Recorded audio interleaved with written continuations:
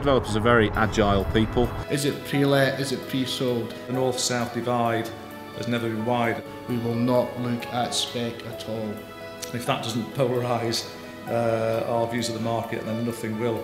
Everybody ready for some good news?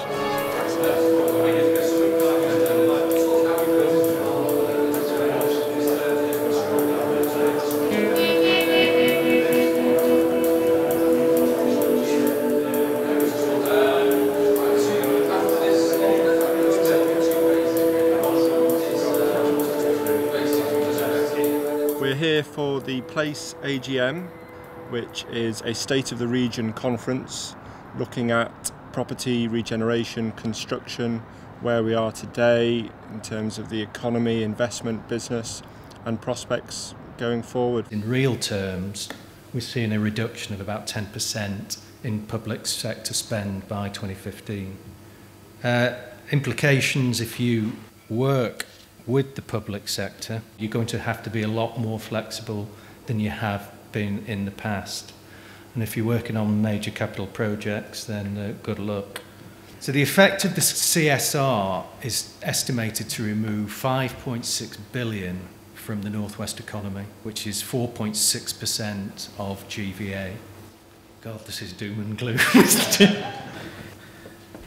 Everybody ready for some good news? I'll try my best. I'm going to sort of do a bit of a canter around the northwest market, try and give you a few thoughts of mine on how we can counter some of the issues that Bill's quite rightly pointed to. All forecasts do point towards actually something a bit more like normal growth conditions. I think we've probably all gone back another year, but 12, 13, 14 looks a little bit better than perhaps we might think. Some places are changing their plans, rethinking some of their ideas, trying to adapt to the changes that are coming towards us. The real estate markets are actually pretty subdued. So it's a good time to think about reinvestment in infrastructure networks. I think the last time things were this bad, we did build the Channel Tunnel. We need to complete the Metro Link. We need the Superport. The announcement of the Ordsall Chord project is great news, but we need some more than that. Mersey Tidal, High Speed 2. These are the projects that are going to see us forward into the next sort of decade or so, and we should be planning them now. The fact that Manchester Airport City is going to be designated as an enterprise zone, I think, would be a massive surprise. The enterprise zone for the airport city was a very good decision in that you'll get a good bang for your buck at the airport. What I wanted to try and do was say there are more parts of the northwest than perhaps meet the eye when you look at the northwest from London.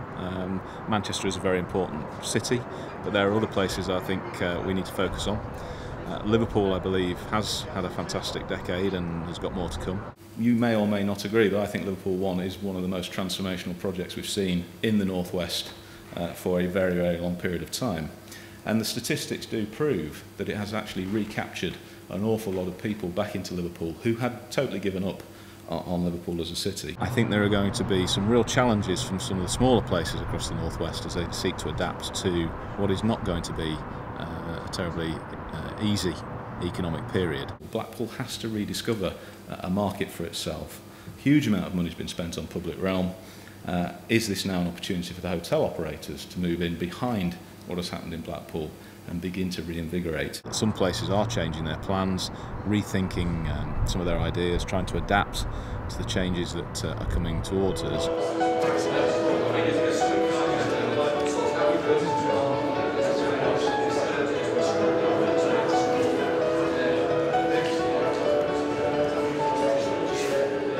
I'm a tax partner at Deloitte and I do a lot in the real estate sector, and we're definitely seeing an upturn. Yes, they're not, getting the spades out today, but they're definitely talking about future activity, which is clearly more positive than it's been for a couple of years. I think obviously we've had a real reality check. It's just adapting to a new way of working. I don't quite think it's as depressing on the ground as maybe some of the tales might portray. Architects are intentionally optimistic, but I think it's challenged us to think more creatively around how we work now. So we partner up certain clients with other clients to work in collaboration.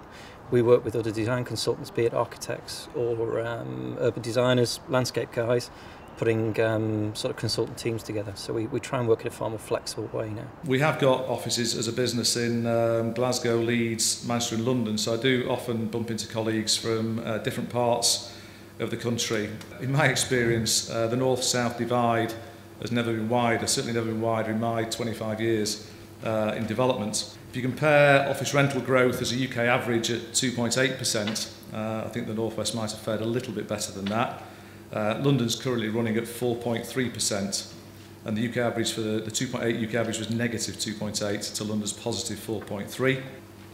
There's big spec developments being built in the south. We've got the Shard, we've got the Walkie-Talkie, we've got the Cheese Grater, all multi-100,000 square foot schemes. If that doesn't polarise our views of the market, then nothing will. Give it another 12 months and we will see demand outstripping supply. Once that happens, we'll see the values start to improve. When values start to improve, the banks will come back to the market and we'll start a development market again. And that is the development cycle. It goes in 10 to 15 year phases and we just happen to be in the bottom of one. Property developers are very agile people. They are entrepreneurial by their nature, so I don't think it is all doom and gloom for property developers, and some of the best property developers have stayed with the markets in the North West. From a development perspective going forward, relatively modest increases in interest rates is not necessarily a worry. In fact, it could indeed be an opportunity. And let's face it, if it's done properly, banks do make money out of lending, so they do have an incentive to lend when the market circumstances dictate. When values start to rise, our access to funding will ease, because at the minute, walking up King Street to any one of the banks, trying to get access to development finance is an absolute non-starter. Appraisals are very, very tight. Banks are very focused at the moment looking at their own balance sheets and just trying to sort them out, and that's restricting just how much they're lending. Is it pre-let? Is it pre-sold? It has to be for us to fund at the moment. We will not look at spec at all. Yes, we might consider a small element of spec. If you have a scheme that's 80 or 90% pre-let, then yeah, we might consider it. But does the scheme stack up?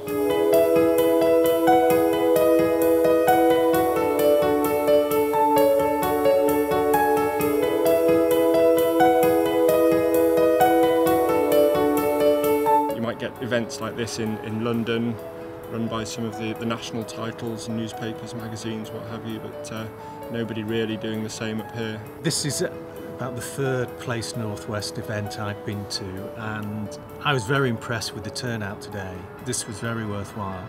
And you know, for people to come in this market and make the time to come says a lot. I thought the mix of speakers was good.